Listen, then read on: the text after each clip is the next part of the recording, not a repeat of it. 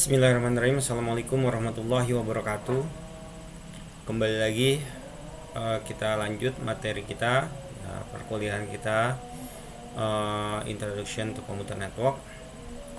Kali ini kita akan bahas tentang OSI Transport Layer, itu chapter 4, dimana yang akan menjadi learning outcome-nya by the end of this chapter. You should be able to explain the need for the transport layer. Jadi bisa menjelaskan kebutuhan-kebutuhan untuk layer transport. Yang kedua, describe the role of the transport layer as it provide the end-to-end transfer of data between application. Bisa juga mengambarkan aturan main dari transport layer, di mana dia sebagai penyedia end-to-end transfer data antar aplikasi. Kemudian describe the rule of two TCP/IP transport layer protocol, TCP dan UDP. Jadi diharapkan bisa menggambarkan aturan main dari dua TCP/IP transport layer protokol yang biasa bekerja di TCP/IP, yaitu TCP dan UDP. Kemudian yang keempat, explain the key function of the transport layer protocol. Jadi menjelaskan fungsi kunci, termasuk di dalamnya reliability, port addressing, dan segmentation. Dan yang kelima, describe how TCP and UDP handle the key function. Ini masih lanjutannya. Dan terakhir, describe the appropriate way to use TCP UDP, menggambarkan bagaimana cara TCP dan UDP itu bekerja. Oke, sebagai introduction, data network and the internet support the human network by supplying seamless, reliable communication among people, both locally and around the globe. On a single device, people can use multiple services such as email, the web, and instant messaging to send message or retrieve information. Applications such as email client, web browser, and instant messaging client allow people to use computer and network to send message and find information. Oke. Jadi jaringan data dan juga internet ini sangat mendukung sekali. Mendukung siapa? Ya tentu saja manusia, jaringan manusia, dengan menyediakan seamless reliable communication. Nggak kelihatan. Komunikasinya handal gitu loh. Nggak kelihatan tapi komunikasinya handal antara orang, baik secara lokal maupun secara dunia. Sebagai contoh, dalam single device, satu device kecil saja, kita ambil contoh smartphone misalnya, people can use multiple service. Orang bisa menggunakan layanan-layanan yang banyak sekali, multiple, seperti email, web, bahkan instant messaging, chatting. Untuk apa? Untuk mengirimkan pesan ataupun menerima informasi. Ya, seperti kita ketahui, aplikasi-aplikasi seperti email, web browser, dan juga instant message client ini bisa menyediakan atau mengizinkan orang menggunakan komputernya itu untuk mengirim dan juga mendapatkan informasi. Data from each of these applications is packaged, transported, and delivered to the appropriate server, daemon, or application on the destination device. The process described in the OSI transport layer accept data from the application layer and prepare it for addressing at the network layer. The transport layer is responsible for the overall end-to-end transfer of application data. Ya, seperti tunjukkan di 4.1 di gambarnya. Oke, gimana cara kerjanya? Jadi data dari setiap aplikasi ini dipaket, kemudian ditentukan transportednya, dan dikirimkan. Dikirimkan kemana? Ya tentu saja kepada tujuannya, baik aplikasi maupun server daemon.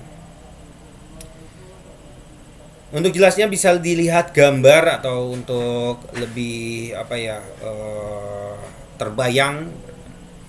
The transport layer responsible for the overall end-to-end transfer application, seperti yang ditunjukkan di sini. Jadi di transport layer ini prepares application data for transfer over the network and process network data for use by application.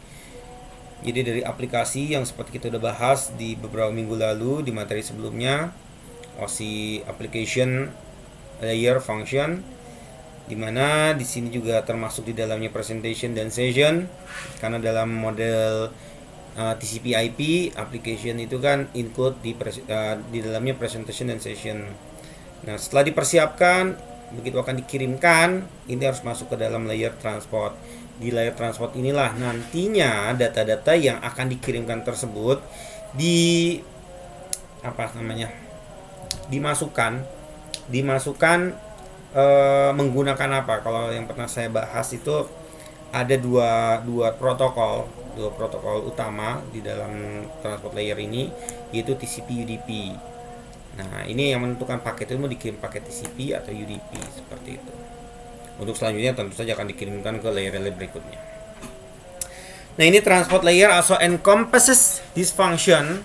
Oke, jadi fungsi-fungsinya ini. Pertama, enable multiple application to communicate over the network at the same time on single device.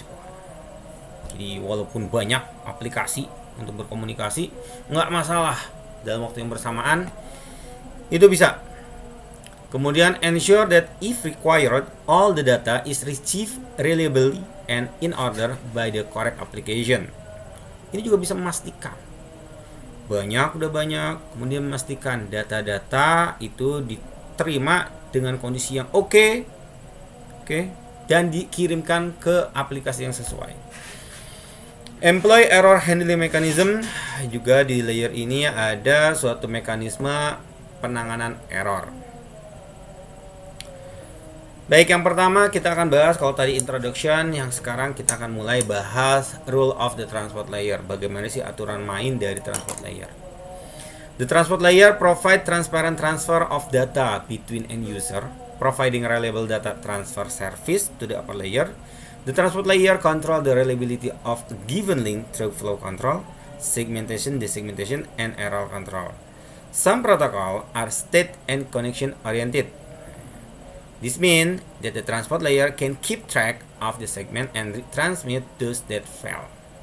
Oke, jadi penjelasannya seperti ini. Pada layer transport, ini menyediakan transparent transfer. Jadi transfer pengiriman data yang transparan antara siapa? Antara end user. Dengan menyediakan reliable data transfer service, layanan transfer data yang reliable itu terjamin ke upper layer. Upper layer siapa? Ya, session, presentation, itu tentu saja aplikasi. Nah, transport layer control the reliability of given link. Jadi layer transport ini melakukan controlling reliability-nya itu dengan control of given link, dari link yang diberikan menggunakan flow control. Jadi ada flow control dalamnya, segmentation, ada pembagian segmen, dan juga error control. Dan pada transport layer ada salah satu protokol yang kita sebut TCP, di mana protokol itu termasuk protokol yang connection oriented. Artinya transport layer dapat melakukan track dari segmen dan bisa melakukan retransmit, pengiriman kembali ketika paket tersebut gagal. Oke, sekarang lanjut ke purpose of the transport layer. Apa sih tujuan dari transport layer itu sendiri? The following are the primary responsibility of the transport layer. Jadi tanggung jawab utama dari layer transport. Pertama, tracking the individual communication between application on the source and destination host. Jadi melakukan tracking komunikasi antara aplikasi, tujuan, dan sumber. Kemudian melakukan segmentasi data dan manage each piece. Selain melakukan segmentasi itu memotong-motong. Ya, nanti ada segmentasi. Dan perbagiannya itu harus diatur sedemikian rupa. Ini tugas dari transport layer. Selanjutnya, reassembling the segment into stream of application data, jadi melakukan reassembly, ini kembali segmen-segmen menjadi suatu aliran dari aplikasi data. Identifying the different application, melakukan identifikasi aplikasi yang berbeda karena dia berada di layer yang bawah.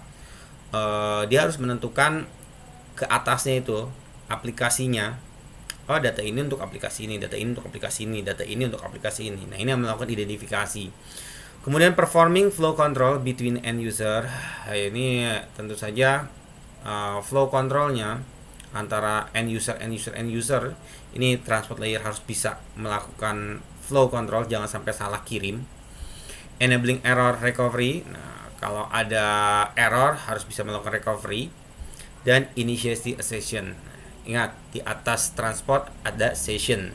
Jadi bisa melakukan inisiasi terhadap session tersebut. Itulah tugas utama dari atau tanggung jawab utama dari layer transport.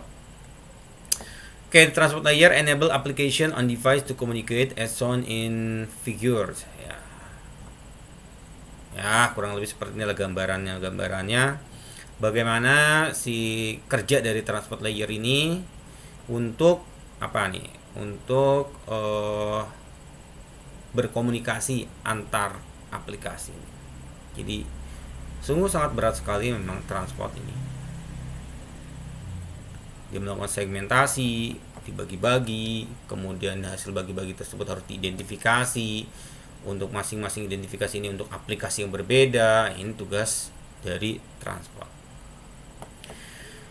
Baik, kita bahas yang pertama, tracking individual conversation. Nah, ini adalah tanggung jawab pertama dari si layer transport. Any host can have multiple applications that are communicating across the network. Each of these applications will be communicating with one or more application on remote host. It is the responsibility of the transport layer to maintain the multiple communication stream between this application. Consider a computer connected to a network that is simultaneously receive and sending an email, an instant message, viewing website, and conducting a voice over IP or VoIP phone call. As shown in figure 3. Each of these applications is sending and retrieve data over the network at the same time. However, data from the phone call is not directed to the web browser, and text from an instant message does not appear in an email. Nah, gambaran seperti ini. Nah, inilah yang dimaksud dengan tracking the conversation di dalam transport layer. Jadi, si layer transport ini harus bisa melakukan tracking, oke? Karena di sini disebutkan, nah, bayangkan jika ada satu klien aja ternyata mengirimkan banyak aplikasi pada waktu yang bersamaan. Ya kan sekarang udah hal yang lumrah kan, lagi internetan, browsing, sambil chatting, sambil apalagi phone call, sambil streaming, itu bersamaan. Nah, maka tugas si transport layer dari berbagai aplikasi, karena di atasnya ada application layer, itu masuk ke transport inilah yang memilah-milih, men-track. Kemudian ini akan dikirim kemana, karena bisa saja streaming asalnya dari server yang berbeda, email dari yang berbeda, VoIP dari yang berbeda. Ini maksudnya. Kemudian segmenting data. The application layer passes large amount of data to the transport layer. The transport layer has to break the data into smaller pieces better suited for transmission. These pieces are called segments. This process includes the encapsulation required on each piece of data. Each piece of application data requires headers to be added at the transport layer to indicate to which communication it is associated. Segmentation of the data as shown in figure 44 in accordance with transport layer protocol provides the means to both send and retrieve data when running multiple applications concurrently on a computer. Without segmentation, only one application, the streaming video, for example, will be able to retrieve data. You will not retrieve email, chat on Instant Messenger, or view web page while also viewing the video. Oke, penjelasannya seperti ini. tugas berikutnya atau tanggung jawab berikutnya dari transport layer, yaitu masalah segmentasi. Dari aplikasi, data-data dari aplikasi, layer aplikasi yang atasnya tadi, itu kan mengirimkan banyak macam-macam aplikasi-aplikasi. Begitu nyampe transport itu akan dipecah-pecah menjadi piece, ukuran-ukuran kecil. Oke, yang disebut dengan segmentation, ya, segmentasi. Nah, ukuran-ukuran kecil ini perlu, kan nggak mungkin dipotong-potong, dibiarkan begitu saja berserakan. Nah, gimana begitu akan digabungkan? Akan ya, bisa kebayang lah jika kita misalnya sebuah pensil kalau mau dikirim ini nggak bisa bareng-bareng. Misal saya punya pensil dan spidol, ini akan dikirim. Nah, kalau tidak dilakukan segmentasi, oke, ini beda aplikasi misalnya. Kalau misalnya tidak dilakukan segmentasi, oke, yang akan terkirim itu hanya satu pilih dalam waktu yang sama. Kalau nggak pensil, spidol. Tetapi dalam teknologi sekarang ini kan bisa dalam waktu bersamaan kita bisa melihat semuanya. Streaming iya, VoIP iya, email iya dalam waktu bersamaan. Ini karena pada layer transport itu ada proses segmentasi. Apa maksud segmentasi? Segmentasi itu adalah ini dipotong-potong. Potong. Oke. Terus kalau sudah dipotong-potong, di setiap masing-masing potongan itu diberikan header. Header itu adalah proses enkapsulasi. Jadi diberikan header masing-masing. Header itu suatu identitas. Sehingga begitu nyampe di tujuan pada layer yang sama transportasi, dia akan melakukan fungsi di bawahnya yaitu reassembling, yaitu menyusun kembali berdasarkan apa? Header tadi disusun. Jadi tidak akan ketukar mana yang piece potongan-potongan segmentasi spidol, mana yang potongan segmentasi dari pensil. Nggak bakal ketukar. Nah, itulah fungsi dari layer transport atau tanggung jawab layer transport dari sisi segmentation. Oke, ini selanjutnya reassembling segment. Because network can provide multiple routers that can have different transmission time, data can arrive in the wrong order. By numbering and sequencing the segment, the transport layer can ensure that these segments are reassembled into the proper order the receiving host. Each segment of data must be reassembled in the correct order and then directed to the appropriate application. The protocols at the transport layer describe how the transport layer header information is used to reassemble the data piece into in-order data stream to be passed to the application layer. Oke, kembali lagi. Ceritanya tadi di bagian pengiriman ini kan dipotong-potong. Nah, pada bagian penerimaan ya sama aja kan di layer transport juga ada proses reassembling segment. Kenapa? Karena pada saat proses pengiriman bisa saja potongan-potongan ini datangnya nggak barengan. Misal potongan yang pertama ini datang lebih cepat, tapi ujungnya itu beberapa menit kemudian misalnya. Sementara yang ini juga sama, yang tengah-tengahnya nyasar sehingga lama baru nyampenya. Nah, kalau tidak ada reassembling segment, tidak ada pengaturannya, ini bisa kacau, berantakan, dan dia tidak bakal bisa dikirimkan ke application layer. Kenapa? Karena begitu di application layer itu ada paketan yang hilang, missing misalnya, itu menjadi file yang korup seperti itu. Oke, kemudian identifying the application. To pass data stream to the proper application, the transport layer must identify the target application. To accomplish this, the transport layer assign an identifier to an application. The TCP/IP protocol call this identifier a port number. Nah, each software process that needs to access the network is assigned a port number unique in that host. This port number is used in the transport layer header to indicate to which application that piece of data is associated. At the transport layer, each particular set of pieces flowing between a source application and a destination application is known as a conversation. Dividing data into small parts and sending this part from the source to the destination enables many different communication to be interleaved atau multiplexed on the same network. The transport layer is the link between the application layer and the lower layer that are responsible for network transmission.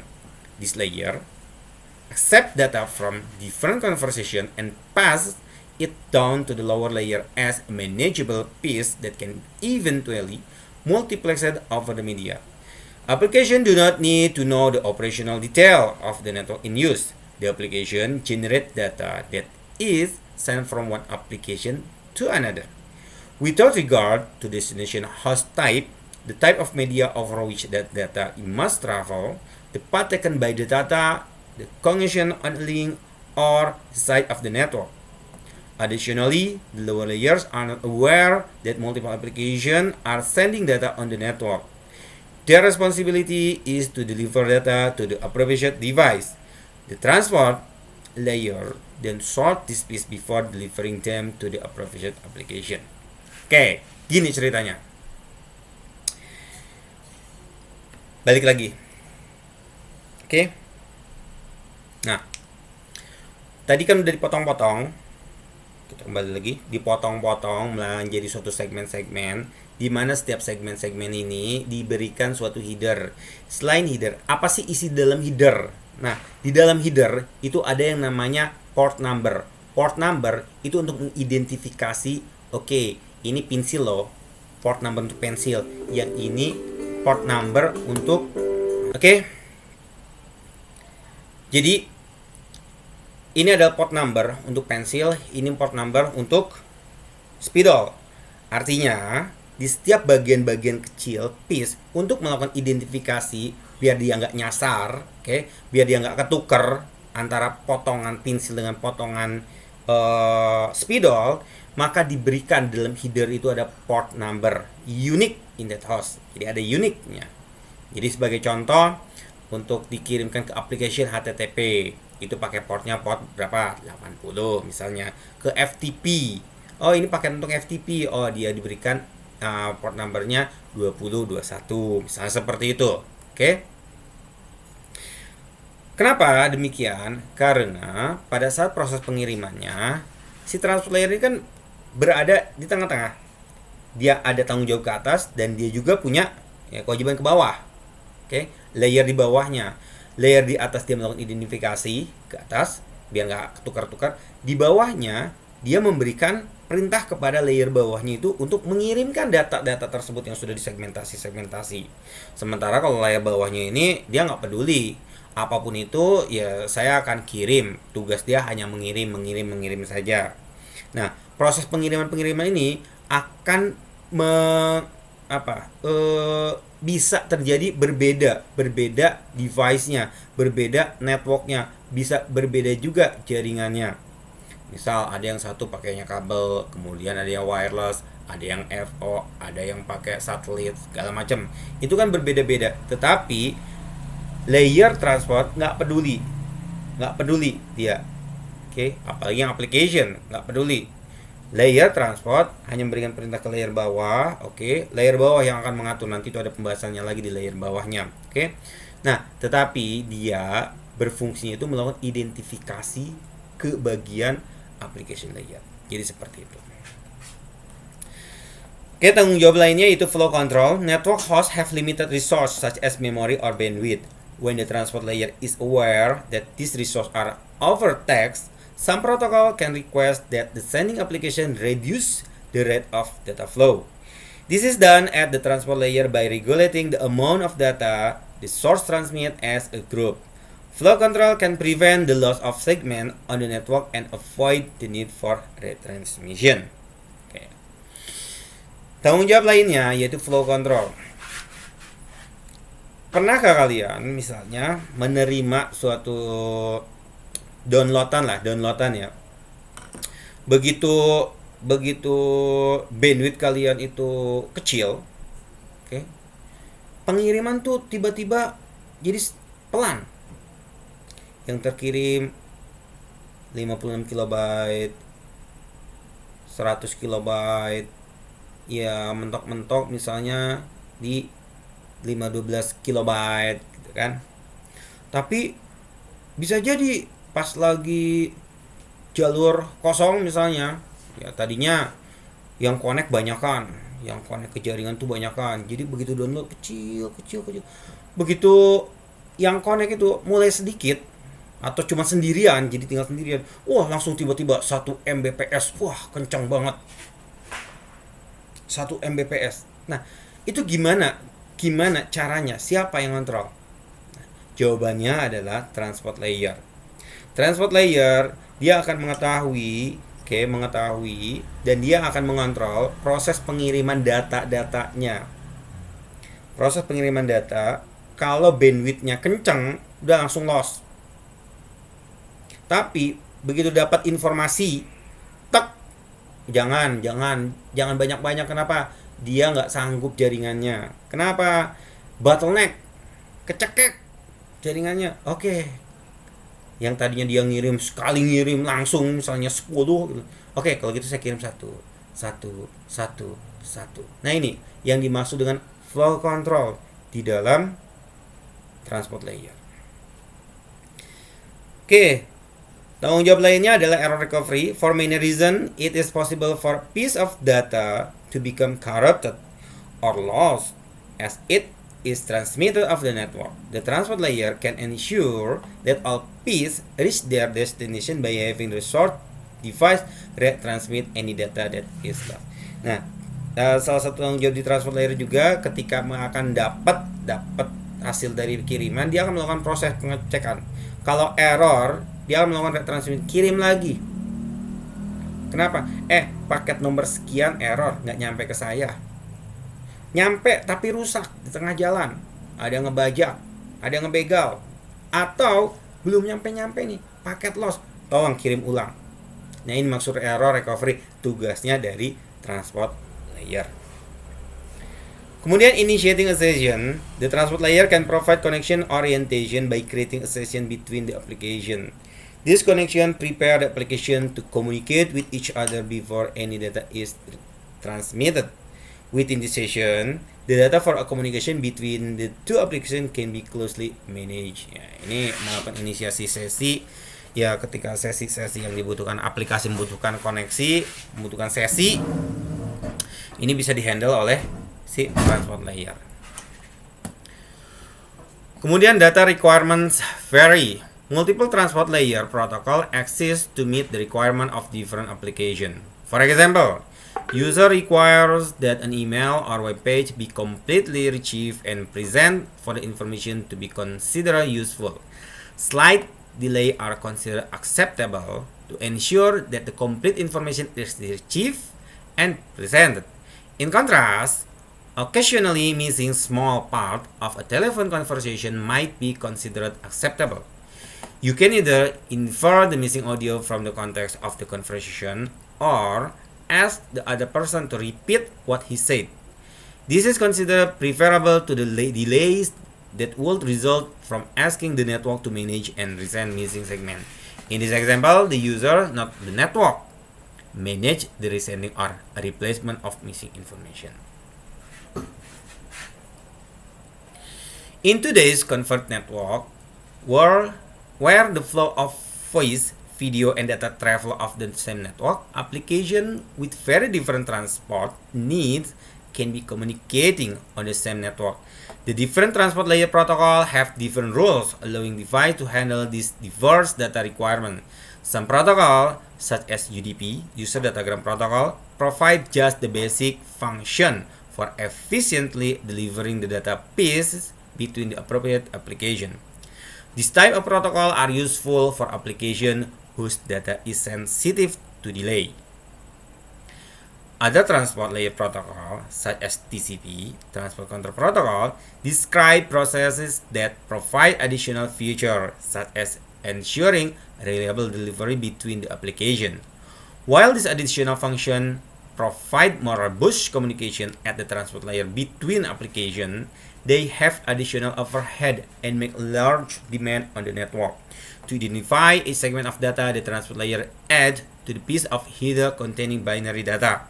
This header contains field of bits. The value in this field enable different transport layer protocol to perform different function. Oke, penjelasannya. Data requirement vary. Banyaknya data requirement, kebutuhan data. Jadi multiple transport layer protocol. Ya, jadi banyak sekali sebetulnya protokol dan transport layer to meet the requirement of different application, untuk memenuhi kebutuhan-kebutuhan dari aplikasi yang berbeda. Di sini dicontohkan misalnya seorang user membutuhkan bahwa email atau web page-nya be completely retrieved and present, benar-benar diterima dan di-presented, ditampilkan, itu benar-benar komplit for the information to be considered useful, ya, biar bisa berguna. Slight delay are considered acceptable to ensure that the complete information is received and present. Ya, delay bolehlah delay. Delay itu adalah waktu tunggu, waktu jeda gitu kan, proses dari dikirim sampai diterima, nggak masalah, yang penting data itu komplit. Nah, sebagai kontrasnya, sebagai kebalikannya, occasional missing small part of telephone conversation may be considered acceptable. Kebalikannya, ada di mana paket yang hilang itu masih, ya boleh lah, masih bisa dipertimbangkan, nggak masalah. Contoh di sini telepon misalnya, dalam VoIP ada kosong, hilang, putus nyambung seperti itu. Ini masih bisa acceptable. Kenapa? Karena si penerimanya mungkin masih bisa berasumsi. Oke. Tapi bisa jadi begitu untuk proses pengulangannya, si user meminta untuk mengulang kembali ucapan-ucapan tadi, bisa saja seperti itu. Nah, artinya di dalam transport layer ada dua jenis, karena tadi kita sebut di awal bahwa di transport layer itu dua protokol yang bekerja dan mereka ini saling berbeda sifat. Yang pertama UDP dan yang kedua adalah TCP. Nah, penjelasannya adalah di bawah. UDP dan TCP di sini. Protokol UDP ini connectionless oriented, sementara kalau TCP connection oriented. TCP itu bisa dipercaya, nama lainnya, atau reliable, atau dapat sebutannya, dapat dipercaya, sedangkan UDP tidak dapat dipercaya. Tapi bukan tidak dapat dipercaya, kata-kata yang tepatnya itu connectionless. Tapi kalau connectionless nggak connect, itulah sebutannya. Artinya ada aplikasi-aplikasi yang terkadang saya nggak nyampe, terserah, potongannya ada yang hilang cuma sebagian, ya nggak masalah. Nah, ini adalah UDP. Sementara kalau saya perlu paketan itu diterima full semuanya, tidak boleh ada yang rusak, tidak boleh yang hilang. Karena kalau ada yang hilang, ada yang rusak, ini nggak bisa di reassemble, nggak bisa disusun ulang. Sementara kalau pakai UDP, nggak apa-apa lah, hilang ya seperbagian nggak masalah. Nah, ini kita bisa menggunakan UDP atau TCP. Perbedaannya seperti itu. Yang satu dipercaya, yang satu tidak bisa dipercaya.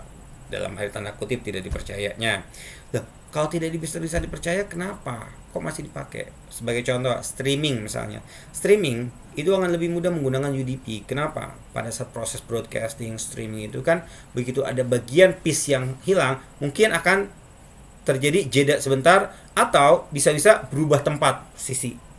Kenapa? Oh, ada skin yang hilang. Emang nggak diganti? Nggak, biarin aja. Kenapa? Karena begitu pakai TCP ada yang perlu dibayarkan atau overhead. Kenapa? Ketika kita menggunakan TCP, setiap piece yang dikirimkan, itu akan memberikan atau harus memberikan laporan. Paket 1 sudah diterima, silakan kirim paket 2. Paket 2 sudah diterima, silakan kirim paket 3. Jadi akan selalu ada laporan. Nah, inilah sebetulnya overhead-nya. Di UDP nggak ada yang kayak gituan.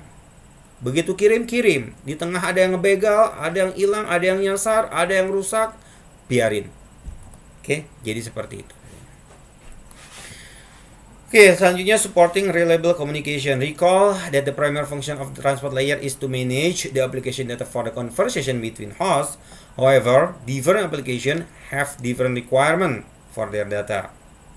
And therefore, different transport protocol have been developed to meet this requirement. Yalah. Intinya, berbeda aplikasi transport layer ya mengikuti seperti itu. TCP is transport layer protocol that can be implemented to ensure reliable delivery of the data. In networking term, reliability means ensuring that each piece of data that the source send arrive at the destination at the transport layer. The three basic operations of reliability are tracking transmitted data, acknowledging received data, retransmitting any unacknowledged data. Ini yang sudah saya jelaskan tadi, bahwa TCP itu yang connection oriented, yang bisa dipercaya. Maksudnya apa? Arrive at the destination, semuanya sampai di destination, di tujuan. Oke. The transport layer of the sending host track all the data piece for each conversation and retransmit any data that receiving host did not acknowledge. Jadi ngirim, kalau ada yang nggak keterima ya retransmit, minta di retransmit, artinya minta dikirim ulang. These reliability processes place additional overhead on the network resource because of the acknowledgement, tracking, and retransmission. Inilah yang saya tadi sebutkan, adanya additional overhead, penambahan. Kenapa ya tadi? Acknowledge, itu kan membebani jaringan juga. Ngirim pesan, oke udah diterima, oke pesan berikutnya. Nanti harus kirim pesan lagi, oke sudah diterima. Itu kan sebenarnya menghamburkan bandwidth.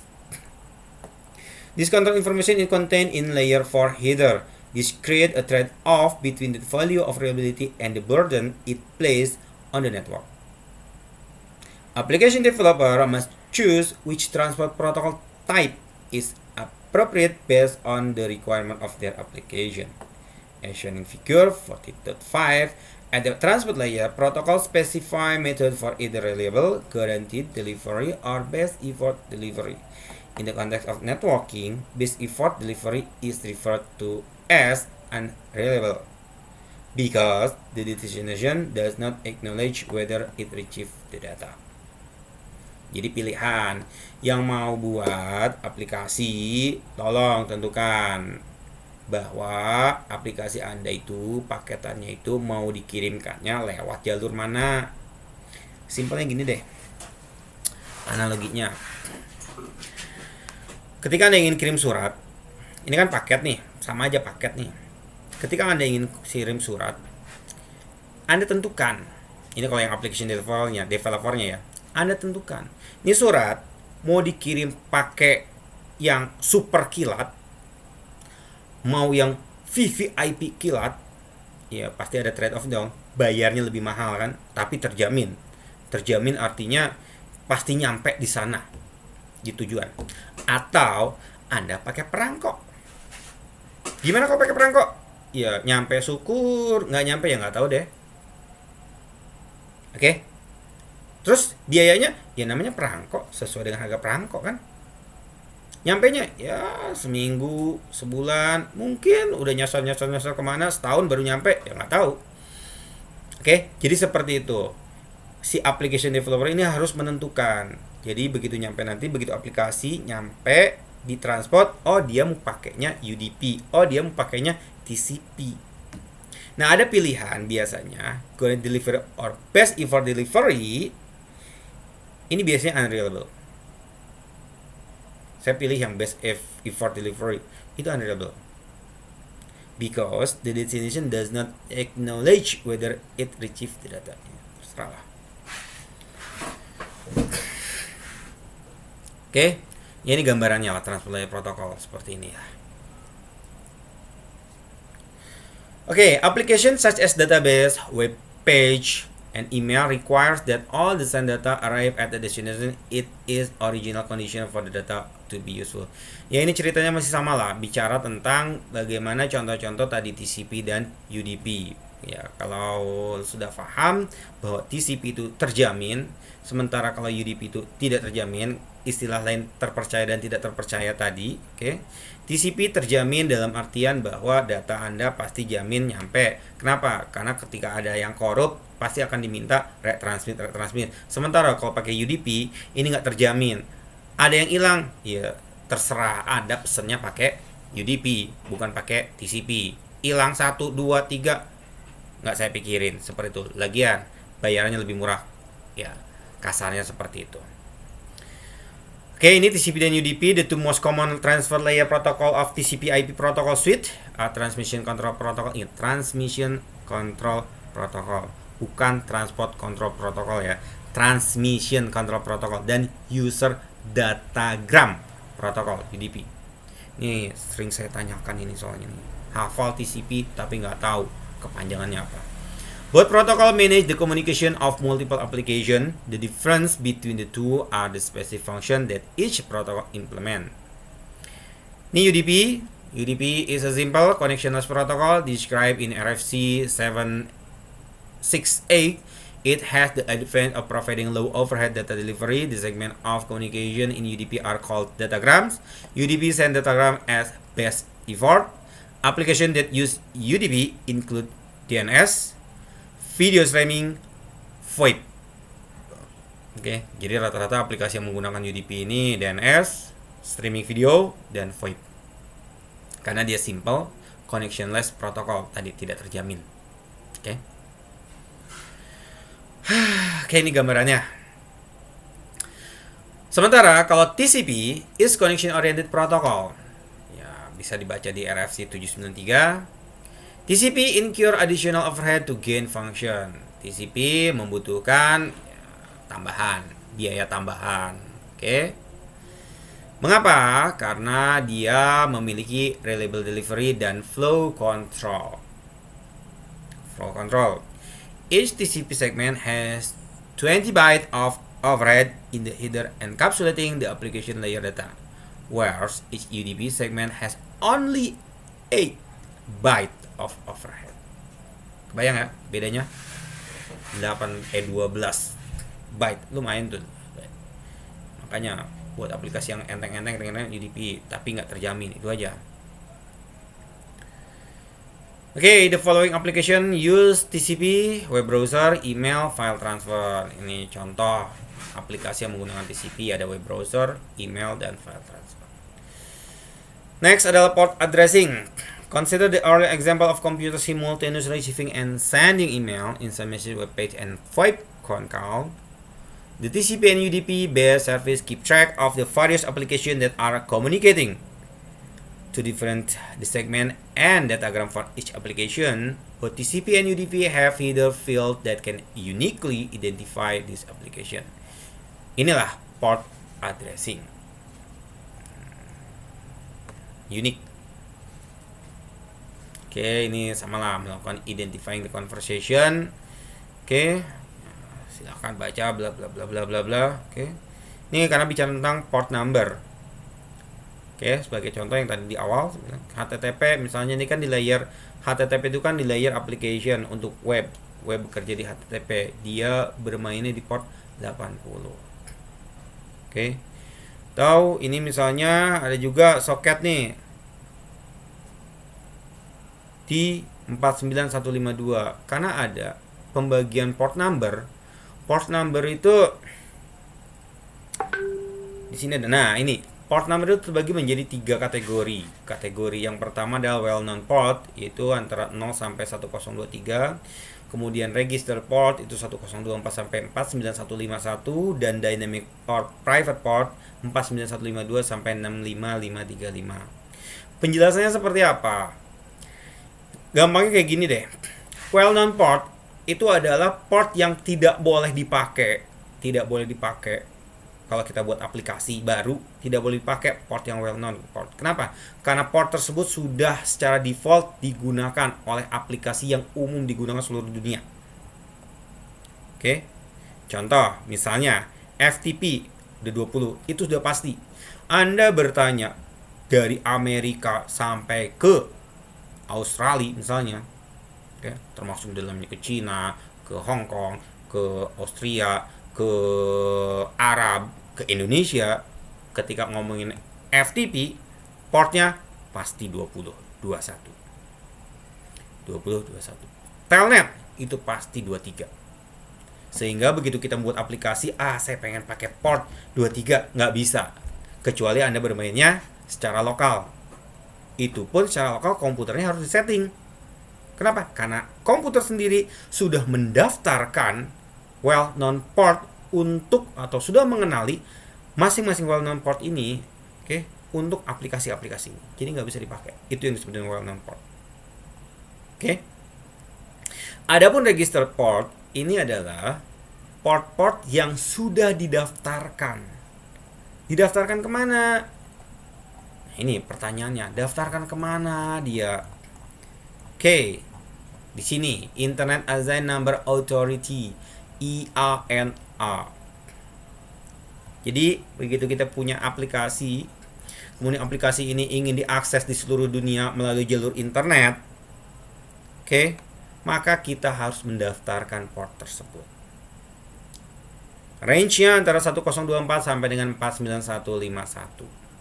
Silahkan daftarkan jika Anda punya aplikasi. Ini adalah contoh-contoh registered port yang sudah didaftarkan. Misalnya 1812 ini The Radius Authentication Protocol, 1863 MSN Messenger, 2000 ini Cisco, 5004 Real Time Transfer Protocol, 5060 Session Initiation Protocol, 8008 Alternative HTTP, 8080 Alternate HTTP. Yang suka main Dota misalnya, port berapa dia udah mendaftarkan, karena Warcraft atau Dota itu sudah mendaftarkan portnya, oke, sehingga di aplikasi dia bisa digunakan secara online. Sementara untuk yang dynamic or private port, nah ini silahkan dimanfaatkan, diperbolehkan, oke. 49152 sampai 65535, also known as ephemeral port, are usually assigned dynamically to client application when initiating a connection. It is not common for a client to connect to a service using dynamic or private port, although some peer-to-peer file sharing program do. Ya, kadang dipakai lah. Makanya kalau untuk bermainnya secara lokal silahkan saja. Oke, ini ada juga yang bisa menggunakan keduanya, menggunakan TCP dan UDP sekaligus. Oke, ini juga bisa lanjut. Ini perintah-perintah net start command.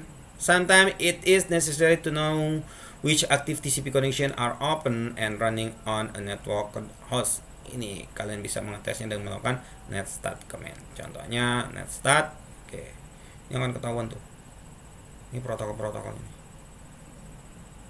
Ini IP-IP-nya. Ya, silakan bisa dipraktekkan, dicoba. Okay. Next, segmentation and reassembly. Divide and conquer at the application layer. The data is passed down and is segmented into pieces. A UDP segment piece is called datagram, sementara kalau TCP is called segment. A UDP header profile, source and destination port. A TCP header profile, source and destination port. Sequencing, acknowledgement, and flow control. At the destination host, this process is reversed until the data can be passed up to the application. Oke, ini menjelaskan cara kerja dari UDP dan TCP. Bagaimana sih isi dari TCP dan UDP? Oke, penjelasannya sehingga tidak akan ketukar walaupun sama-sama ke transport layer. Oke, dari lapisan bawah ke transport layer. Jadi begitu akan diberikan ke application layer yang di atasnya tidak akan ketukar mana paketan yang dari UDP, mana paketan yang dari TCP, seperti itu. Oke, ini pun sama penjelasannya. Kita lanjut ke TCP protokol. TCP protokol, communicating with reliability, ini sebenarnya sama saja, yaitu penjelasan bagaimana si TCP itu berkomunikasi secara reliable itu tangguh gitu. TCP is often referred to as connection-oriented protocol, protocol that guarantees reliable and in-order delivery of data from sender to receiver. Ini menjelaskan bagaimana sih si TCP itu bisa tangguh atau terjamin. Jadi gini, TCP bisa tangguh terjamin karena dia menggunakan metode three-way handshake. Apa itu three-way handshake? Three-way handshake adalah suatu mekanisme dalam komunikasi. Oke. Dalam berkomunikasi, dia ada three-way handshake itu pertama melakukan inisialisasi atau sinkronisasi. Ya, dalam bahasa umumnya itu ucapin salam lah. Assalamualaikum. Selamat siang. Salam sejahtera. Nah, seperti itu. Oke. Kemudian akan dijawab sama si kliennya, si pendengarnya. Waalaikumsalam. Yang disebut dengan acknowledge. Jadi, sin, assalamualaikum.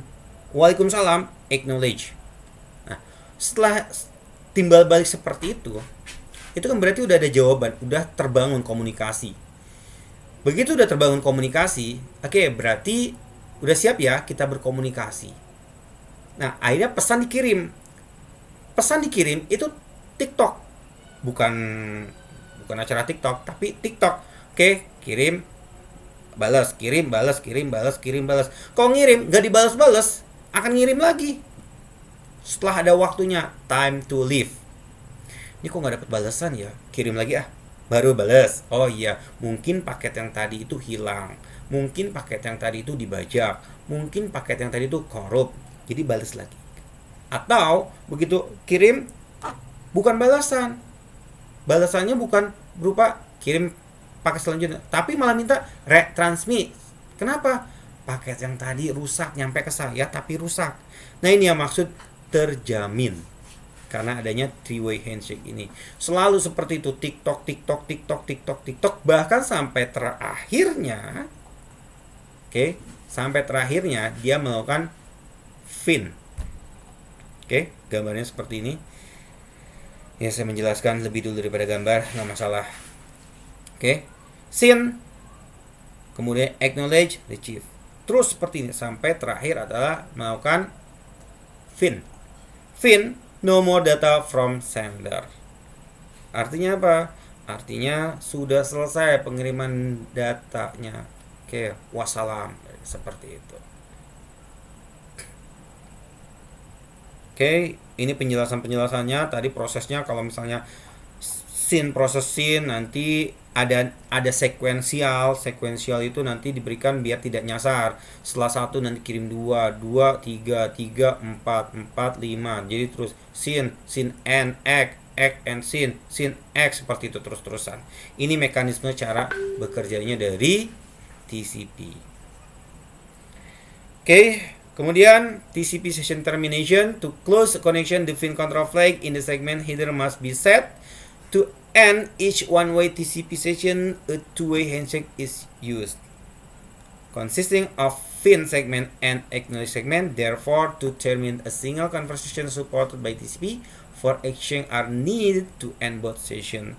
First, pertama, when the client has no more data to send in the stream, it sends a segment with the fin flag set. The server sends an edge to acknowledge the receipt of the fin to terminate the session from client to server. The server sends a fin to the client to terminate the server to client session, and the client responds with an acknowledge to acknowledge the fin from the server. Ya, seperti itulah kisahnya bagaimana proses pengiriman sampai fin. Artinya sudah selesai terkirim semua data. Wassalam. Ini pun sama.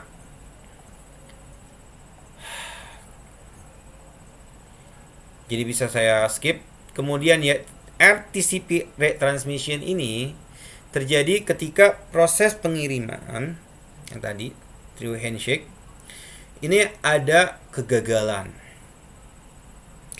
Kegagalan. Maka akan diminta untuk melakukan retransmisi. Retransmisi itu artinya gini. Ketika misalnya, balik lagi. Saya akan mengirimkan paket spidol. Ditransport, dilakukan segmen. Kita menggunakan TCP, jadi segmen. Kalau pakai UDP, datagram kirim, nggak usah mikirin lagi. Tapi kalau pakai TCP harus dipikirkan segmen. Setiap segmen itu diberikan nomor sekuensial header, sekuensial plus port. Oke. Nah, sekuensial inilah yang menjadi patokan tiap ukuran-ukuran. Jadi ini akan dipotong, akan ada identitas ini fullnya. Tujuannya apa? Begitu nyampe di tempat tujuan, di layer transport lagi, pada saat di reassemble, ini akan disusun. Jangan sampai kayak gini. Palanya di sini, nggak mungkin. Oke, jadi harus bisa tersusun seperti ini. Seperti sedia kala, apa yang dikirim ya seperti itu. Arahnya segini ya ke sana seperti itu. Oke. Nah, bagaimana caranya? Ketika misalnya, oke, ini semua udah terkirim, udah ada. Palanya belum nyampe. Entah karena dia dibajak, entah karena dia misalnya dibegal, entah karena dia nyasar, entah karena dia terlalu muter-muter akhirnya di drop. Oke, artinya si penerima, saya belum nemu palanya, belum dapat. Terus gimana? Kirim, retransmisi, ngirimkan sinyal, tek ke si pengirim. Kenapa? Paket nomor sekian, yang sekian itu belum diterima, tolong kirim kembali. Maka dia akan berikan retransmission namanya, retransmission. Oke, kalau dia nyampe dengan selamat, tidak ada kerusakan segala macam, truk baru tadi bekerja. Akhirnya fin sudah tidak ada lagi yang dikirim. Tadi proses finnya nih cukup panjang juga. Kita kan mengakhiri suatu perbincangan kan nggak tiba-tiba aja kan, ada ya sopan santunnya lah. Sama dalam komunikasi ini pun ada sopan santunnya. Itulah kenapa TCP dikatakan terjamin, dapat dipercaya. Oke, ini pun samalah ceritanya seperti itu. Oke, saya bisa skip karena lumayan juga. Oke, ini juga sama. Sekarang kita bicara tentang UDP protokol. Kalau tadi TCP, sekarang UDP. UDP lebih simpel, lebih sederhana. UDP is a simple protocol that provide the basic transport layer function. It has much lower overhead than TCP because it is not connection oriented and does not provide the sophisticated transmission, sequencing, and flow control mechanism. The following section compare how UDP handles low overhead and reliability data assembly, server process, and request, and client process. Sekarang ini, kalau pakai UDP, ini berbeda dengan TCP. Makanya dia overheadnya kecil, rendah. Kenapa? Karena dia tidak menyediakan layanan connection oriented, tidak menyediakan sophisticated retransmission, nggak ada istilah retransmisi, nggak ada istilah tadi yang dipotong-potong, ada sequencing nomor-nomor, nggak ada flow control mekanisme. Pokoknya saya kirim, mau jaringan Anda itu bottleneck, mau jaringan Anda itu lemot, saya sudah kirim semua. Paling ujung-ujungnya begitu sampai sana, karena jaringan Anda lemot, misalnya bandwidthnya kecil, Anda hanya nangkep bagian-bagian kecilnya saja. Seperti itu. Nah, itulah UDP. Because UDP has low overhead and does not provide the functionality that TCP provide for reliability, care must be taken when you choose to use UDP. Harap berhati-hati. Applications that use UDP are not always unreliable. Using UDP simply means that reliability is not provided by the transport layer protocol and must be implemented elsewhere if required. Ini ngakalin namanya. Kalau memang pengen pakai UDP karena lebih enteng, lebih ringan, berarti untuk melakukan proses reliabilitasnya itu pakai teknik yang berbeda. Some applications such as online games or VoIP can tolerate loss of some data. If this application use TCP, they might experience large delay while TCP detect data loss and retransmit data. This delay will be more detrimental to the application than small data losses. Some applications such as DNS will simply retry the request if they do not receive a response, and therefore they do not need TCP to guarantee the message delivery. The low overhead of UDP make it desirable for such application. Intinya adalah pintar-pintar dalam memilih protokol di dalam transport layer, khususnya bagi para application developer. Pastikan ingin membuat aplikasi apa dan menggunakan protokol apa, UDP atau TCP. Oke, baik. Samalah.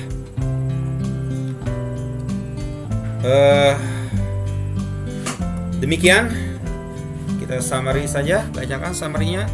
The transport layer provide data network needs by tracking the individual communication between application on the source and destination host, segmenting data and manage each piece, resembling the segment into stream, identifying the different application, performing flow control between end user, enabling error recovery, dan initiating the session. Meanwhile, UDP and TCP are common transport layer protocol. UDP datagram and TCP segment have either prefixed to the data that includes source port number and destination port number. This port number enable data to be directed to the correct application running on the destination computer. TCP does not pass data to the network until it knows that the destination is ready to retrieve.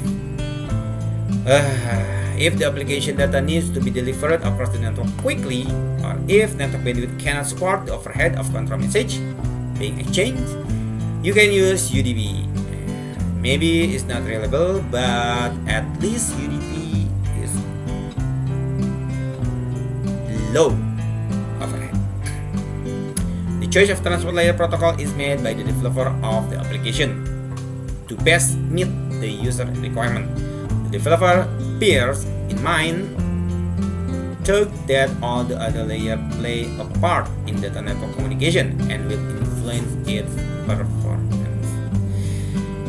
Oke guys, baik, demikian untuk materi kita kali ini. Silahkan seperti biasa kalau ada pertanyaan, gunakan media lainnya. Kita bisa melakukan diskusi, oke? Diskusi terkait masalah materi kita kali ini. Oke. Akhir kata, saya ucapkan terima kasih. Bila taufiq wal hidayah. Wassalamualaikum warahmatullahi wabarakatuh.